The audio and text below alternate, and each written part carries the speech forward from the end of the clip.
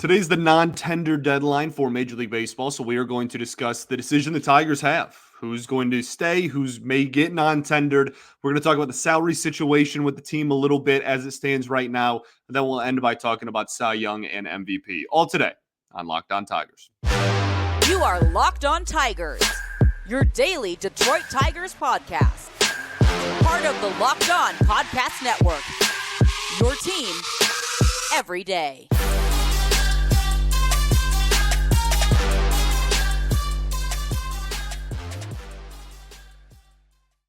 What is up, everybody? Welcome back to another edition of Locked On Tigers. I'm, of course, your host, Scott Bentley. Today is Friday, November 17th, 2023. Thank you so much for making Locked On Tigers your first listen every single day. We are free and available wherever you get your podcasts, including YouTube, part of the Locked On Podcast Network, your team every day.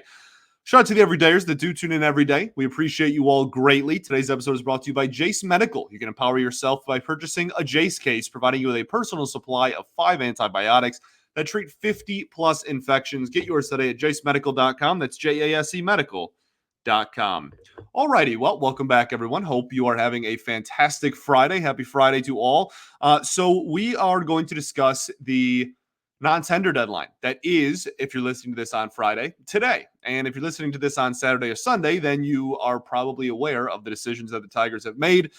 There is a list of, we're going to talk about 8 players that could be kind of in the running here. Now, the non-tender process, right? There's plenty of guys that could get non-tendered, but really the only conversations surround those who are arbitration eligible. Anybody who could get non-tendered that's non-arb eligible is like not much of a discussion because you can just DFA them kind of whenever, right? Like you don't need to non-tender them now. You can just keep them around and then they're making, close to league minimum money. So it's really no big deal for the team's perspective. Obviously, all those prices are relatively speaking. That's a lot of money to me. But the arbitration process is where you see most of the non-tenders happen. And that is why today we are going to talk about the 7 players, I believe, who are arbitration eligible in the Tigers organization and the likelihood of all of them being either tendered or non-tendered. Now, all of these guys still have a monetary settlement to reach. All of these guys still, right, arbitration is not until after the new year. All these arbitration hearings, rather, are not until after the new year. So even if they are brought back, they still are either going to go to an arbitrator and have a hearing and talk, make their pitches about how much all of them deserve to get paid. MLB Trade Rumors has his prediction, his projection model, and it's usually fairly accurate. So we're kind of use that as somewhat of a baseline here, but that is something to keep in mind. These numbers are not finalized if we bring up any dollar signs next to these names. But I think there's a couple of pretty, dare I say, fascinating discussions. I know I say that about everything, but I do think that there is some interesting discussions here.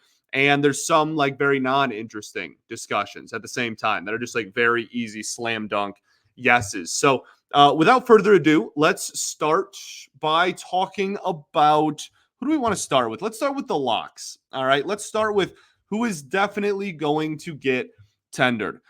Jake Rogers, no questions asked. 3 years of MLB service, is going to go to arbitration for the first time this year. His projected salary, according to MLB Trade Rumors, is $726,000. So that is a no-brainer, right? That's your starting catcher next year. So there's really no conversation to even be had. Jake Rogers is going to be a prominent part of the offense, prominent part of the defense. He is, again, the starting catcher. So there's really no discussion to be had there. Jake Rogers certainly will get tendered. Casey Mize, 3 years of Major League service time. He will also go to arbitration for the first time. His projected salary is $734,200. A little bit more than Jakey Rogers there. Again, not really much of a conversation. Casey Mize absolutely will be brought back. There's no chance that Casey Mize gets non-tendered. Tarek Skubal, probably the biggest lock on this entire thing, I would say. 3 years of Major League service. This is his second year of arbitration. You can get a little kind of finicky with Super 2 status. So if there's a certain cutoff on the amount of Major League service time you have to have and the amount of production you have, then you can go to arbitration a year earlier. That applies to Akil Baddoo, who we'll talk about in a second, who's already going to arbitration after just 2 years of Major League service time because he does fall into that category. We'll talk about him in a second. So Tarik Skubal going to arbitration for the second time, despite having the same amount of service time as Casey Mize and Jake Rogers. I think he has technically just a few days more than Casey Mize. That is $743,700 is his projected salary. Again, the biggest lock on the entire board. Tarik Skubal will obviously be brought back and barring trade will pitch for your Detroit Tigers. Trey Winginter was somebody on this list. He is no longer. Trey Winginter was obviously DFA'd or put on waivers rather, and then elected free agency. So Trey Winginter was someone who, when we first talked about these projections that came out like a month ago by MLB Trade Rumors again, was someone we talked about then, not going to be someone we talk about outside of this comment right now going forward. So we'll see what happens with Winginter. I think there's still a chance that the Tigers bring him back on a minor league deal with an invite to spring training, not a 40-man roster position. I think that is still in the cards. I think they kind of like his stuff, but very little command from him last year. Support the decision to put him on waivers. Not going to be someone that the Tigers have to either tender or non-tender. Now, those are the locks. Okay, those are the biggest locks on the team. There's 3 more players we have to discuss. Tyler Alexander also was technically arbitration eligible, was going to be non-tendered. He is obviously now a part of the Tampa Bay Rays organization, so he is also not someone that we are going to bring up that when we first brought it up a month ago, we did have a conversation about. So that leaves Austin Meadows, Spencer Turnbull, and Akil Baddoo. Akil Baddoo we'll talk about now. This is still like the closest thing to a lock without being a lock. There's some, I'm not even going to call it speculation. There's been some conversations throughout the fan base and some writers alike about like maybe there's a chance that Baddoo gets non-tendered, but he has options, and I can't fathom them not trying to do their due diligence with a trade. And even if they don't trade him, like trying to just continue his development path. He has 2 options. It's not even like he's down to his last one. This dude, you could send to the minors this year, have him play all year in the minors this year, and then do it again in 2025. Like he still has multiple options left, which obviously comes up a lot when we're having trade conversations about Akil Baddoo, but is very prominent in these discussions. And it's why I cannot fathom the Detroit Tigers non-tendering Baddoo. I'm fully expecting them to do so. He will go to arbitration because he is Super 2. So despite only having 2 years of service time, he will go to ARB. His projected salary is $682,520. Okay, so again, maybe not as much of a lock as the other guys just because of production and like predicted role on the team, right? Like Jake Rogers, starting catcher, Casey Mize, Tarik Skubal, going to be in the top 3 in the rotation. I guess like he may start in Toledo, so there might be some more speculation, maybe we'll call it, but I would be shocked. I would be absolutely flabbergasted, we'll say, if Baddoo was to be non-tendered. So we're going under the assumption that all of those guys are going to be tendered. The next 2 are where it gets a little bit murkier, okay? And we will have that conversation right after I tell y'all about our friends over at Jase Medical.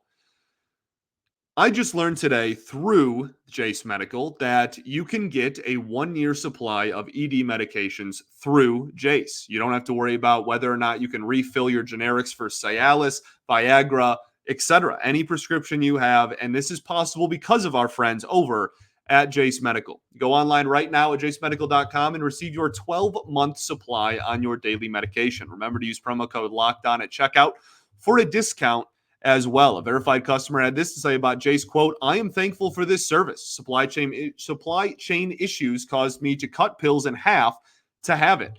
I ordered most of my daily meds with a year supply. I also ordered an antibiotic kit, and I feel secure now. Prices are lower than local pharmacies. I highly recommend this to everyone." Again, that's a verified customer about Jase Medical. So if you or someone you love would love to get a peace of mind by having a year supply of any daily medication, go to jasemedical.com to see if it's offered for you. Remember to use promo code LOCKEDON for $20 off of your purchase.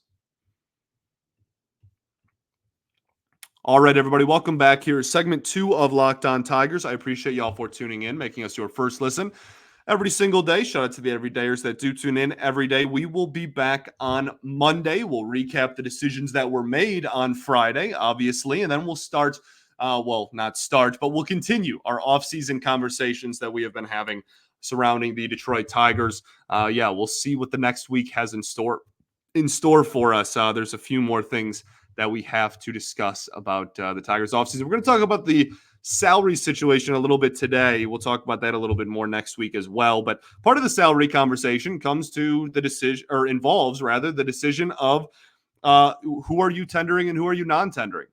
And the Detroit Tigers are currently in a situation where the projected, by MLB trade rumors, 2 most expensive arbitration eligible players are the 2 biggest question marks on whether you tender them or non-tender them.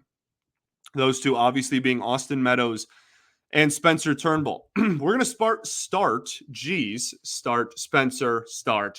tripped up there. We're going to start with Spencer Turnbull. I think that he is probably the definition of a 50-50 toss-up fringe candidate here. I could talk for an hour and a half about the Spencer Turnbull situation this year. I think it is one of the most not talked about, under the radar, just absolutely fascinating storylines in all of Major League Baseball. And I think that if it happened in the New York Yankees organization, or if it happened in the Dodgers organization, everyone would be talking about how fascinating and just weird of a situation this was. And it's happening with the Tigers, and the dude hasn't really been that productive and on the field. He's been hurt, obviously, with Tommy John. So it's kind of just been swept under the rug. This is a guy who threw a no-hitter and then got hurt and then needed Tommy John and then came back this season. And the presumption was that he was going to be a middle-of-the-rotation arm for your team in 2023. I was beyond excited. I was one of this dude's biggest cheerleaders since he was in AAA, right? Spencer Turnbull's been a guy that I've really hung my hat on and been very fond of on the mound since he was in the minor leagues. And for him to have just the up and down and roller coaster of off the field season that he has had is mind-boggling, given kind of how we were all talking about him, or at least how I was talking about him. I shouldn't put words in your mouth, going into the year. So he struggles early. He's getting rocked, consistently getting rocked out there the first month of the season. And he eventually has this weird play against the Boston Red Sox. It might have been was it the home opener or the home opening series? It was early on in the year where he has a comebacker, and to get out of the way, he has to crank his neck in a really weird way. And I think he stayed in the game for a little bit, and then he got pulled or something or maybe he pitched the rest of that game and then got put on the injured list, and they cited some issue with his neck.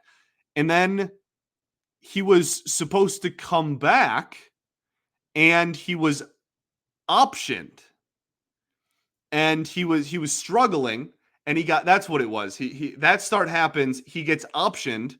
Then there's this apparently meeting between Turnbull and Scott Harris, where Turnbull then reveals that he's been dealing with an injury, all while Turnbull has switched agents to the most prominent and famous agent in all of sports, in Scott Boras, drops his previous agent, becomes a Boras client, tells Harris that he's been dealing with an injury.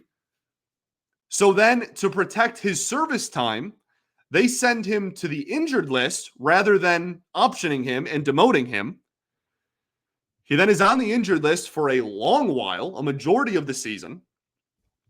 Then at the end of the year is supposed to come back and then has a different injury. What was it, like a finger? There was at one point there was like a fingernail thing, and they're talking about putting him back on the injured list.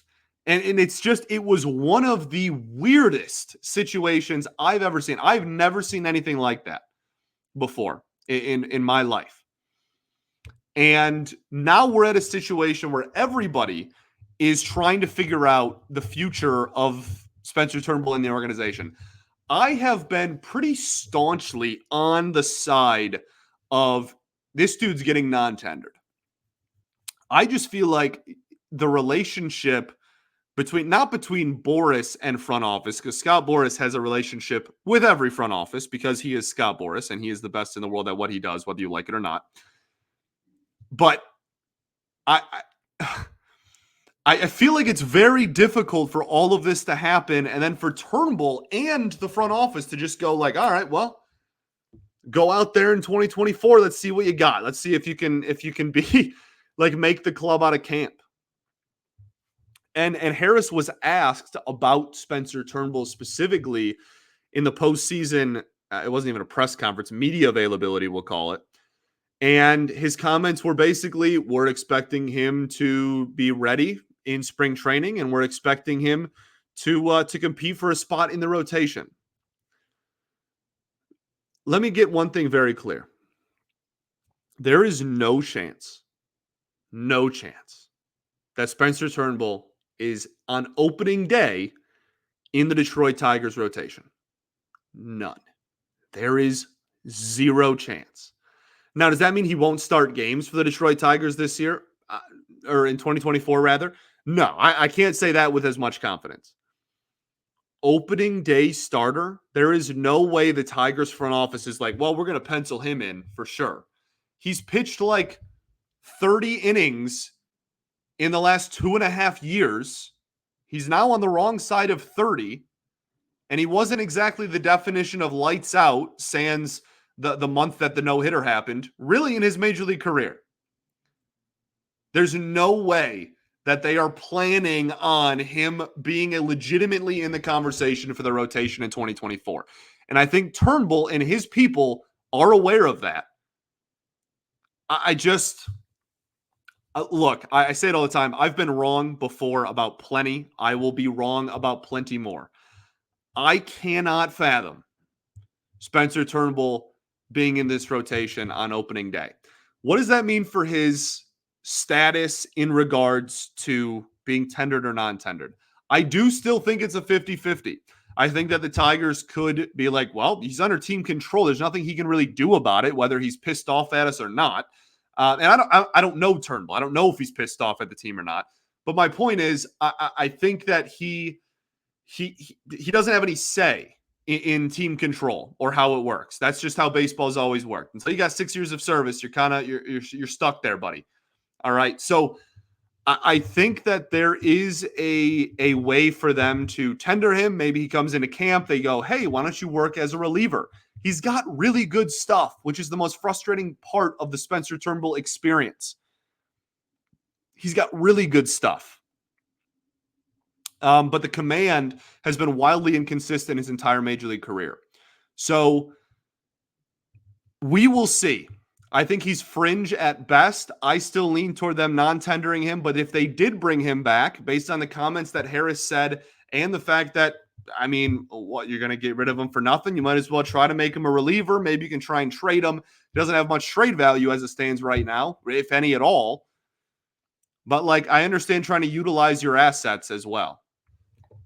The kicker here is that his projected salary is $2.1 million, which is not a boatload. And if they really wanted to just DFA him later or trade him later, that's not a big deal. But that is the second most of all the people we've talked about so far. Spencer Turnbull, wild case. Wild case for sure. All right, let's keep the ball rolling. We got to talk about Austin Meadows. Not too much else to say that hasn't already been said, but we do have to bring it up. We'll talk about that right after this.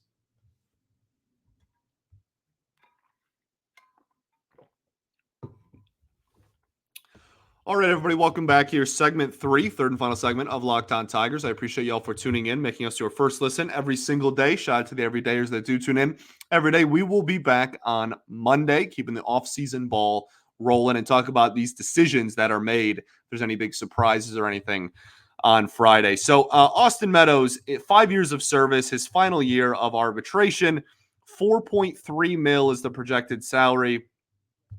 I just... Again, we talked about this yesterday. We talked about this last week. We talked about this numerous times throughout the season. I really don't have a boatload of new conversation points with Austin Meadows. I wish the dude nothing but the best. I wish him peace and strength in the battle that he is very clearly going through. But when it comes to the decision that the Tigers have to make here, it's really hard for me to think that the Tigers, after 2 years of him barely playing, that they're going to, not even the money, like it's 4.3 mil projected, which is comfortably the most on the team. That's more than double the second most that we've talked about today, right? So, but even more so than the money, it's the roster spot, man. Like I understand that if they do decide to tender him and take him to ARB, they can very much do the restricted list thing, and that doesn't put him on the 40-man roster while he's on there, and he's not paid for it, right? Like they can do that if they want to really, like, hey, this dude's got 1 year of team control, we might as well ride this out. I guess I can see a reality in which that's possible, and they do the restricted list thing if he's still not ready to play. But I just think the more likely route is if they really are, like, really in love with the idea of trying to give this dude an opportunity and trying to get him back on the field, and they feel like it's their prerogative and to do so. I think that it's more likely that they would non-tender him, and then they would re-sign him to a minor league deal where he's not on the 40-man roster, maybe invite him to spring training or something, and then start him off in Toledo. Because even if he's like he's over the hill or over the hump with his battle with the anxiety, and even if, like, all of that goes away, right? Like let's just enter a world in which that is not something that is preventing him from playing Major League Baseball anymore, right? This dude has also not taken very many at-bats in the last 2 calendar years. So even if that battle is over with him, they're still going to want to ease him into it, right? So I really, and I guess maybe that's what spring training's for. I'm really trying to, I'm having these counterpoints to try and accommodate, like, all ends of the spectrum here from the fans' perspective of, like, some people maybe are trying to, I'm having an argument with myself basically to try and accommodate all different viewpoints here. But I have a really hard time thinking that they're going to bring him back, to take him to arbitration. They would side with the team, but like it's still going to be higher than everybody else. I think the most likely scenario here is that he's non-tendered and he's either a free agent, or the Tigers, again, really want to keep him around and give him a minor league deal so that he can try to ease back into things. Maybe that's the route. But even if that is the case, I don't think it's via his final year of service time being picked up. Okay. Again, obviously wishing him nothing but the best going forward with his battle there he's been going through. So that's it. That's the list. I think the only 2 really big conversations are Turnbull and Meadows. Everybody else, I would be pretty surprised if they weren't brought back. The only thing I would just want to bring up is that there are around $15 million ish in salary that is being discussed between these players. And I just want to point this out really quickly. Not a huge discussion. Maybe we can go more in depth on this as we get closer to, like, when free agents are going to be signed or maybe winter meetings or whatnot. The Tigers' salary last year was, all in all, everything put together, was 20th in the league. All not just strictly player salary, but everything put together is about $120 million. Okay, and that was 20th in the league. So bottom half of the league at 120 mil. The Tigers right now, active payroll is $40 million. They only have 3 players. For the record, the Oakland A's last year had the lowest payroll in baseball, and it was just under 70 mil. It was 68 or $66 million.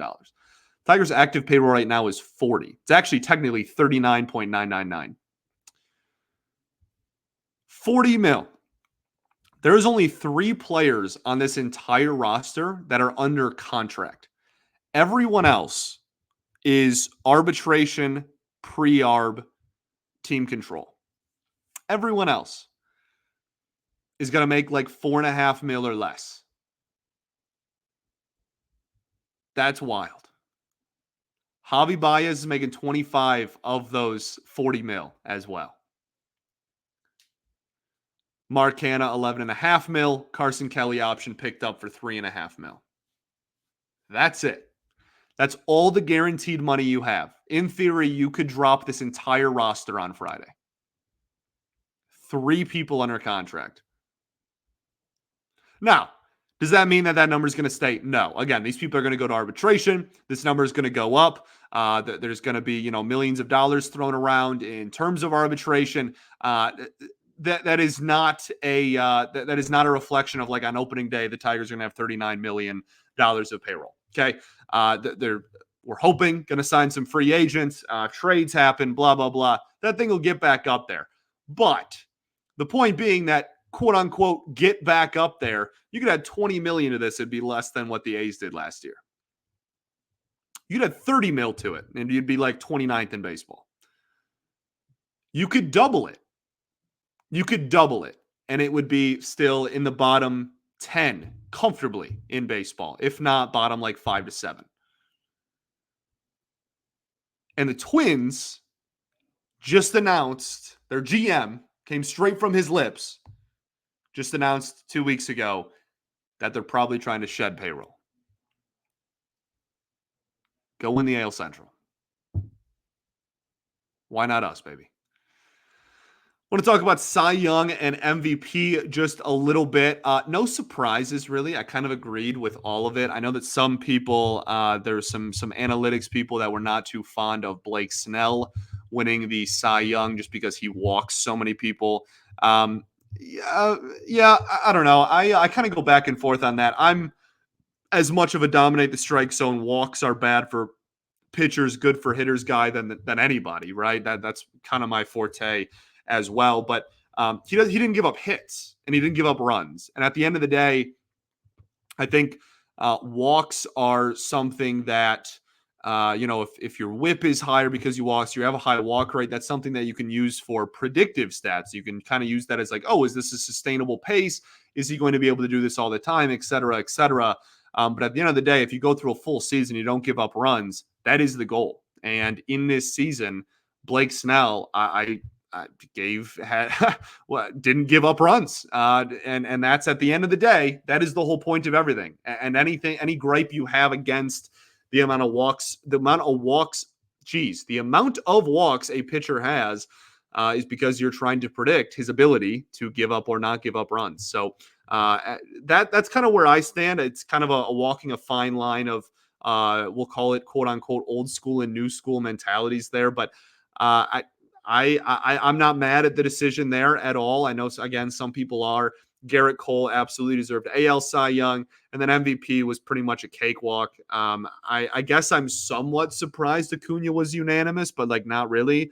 And then Betts was unanimous second place, and Freeman was almost unanimous, not quite third medal, since still a couple of his third place votes there. So, but that's pretty much how I expected it to go. Congratulations to everybody, obviously. Ohtani winning AL MVP unanimously, the least surprising thing ever. Yeah, it all went about as I expected. There wasn't any curveballs in there when it came to the four big boys being both Cy Youngs and MVPs. So congratulations to everybody. I miss when there was Tigers in consideration here. I just miss getting votes. We didn't even have anybody receive like a Cy Young vote or an MVP vote, and like I don't think we deserved one. And maybe you can argue Tarek Skubal, maybe you lob him like a 10th place Cy Young vote for the American League, but like I don't think we deserved one. So I'm not like whining about like, oh, like we got like hosed or anything, but I miss it. I'm not even like, oh, I wonder who's going to win the award. Like, obviously that feeling is awesome. And I miss that greatly. But even just like looking at the votes after and just seeing like, oh, there's 3 Tigers. That was fun. You know what I mean? Oh, there's some down ballot, 12th for MVP this year is going to be our second baseman. Our left fielder is going to be, whatever. I guess left field's probably a bad example because we had nothing for left field when even during the golden years back from 06 to 14. But like, I just miss being in the conversation. Nothing. Didn't get a single vote for a single award. The Tigers. Nothing for Cy Young, nothing for manager, nothing for MVP, nothing for Rookie of the Year. Didn't get a single vote.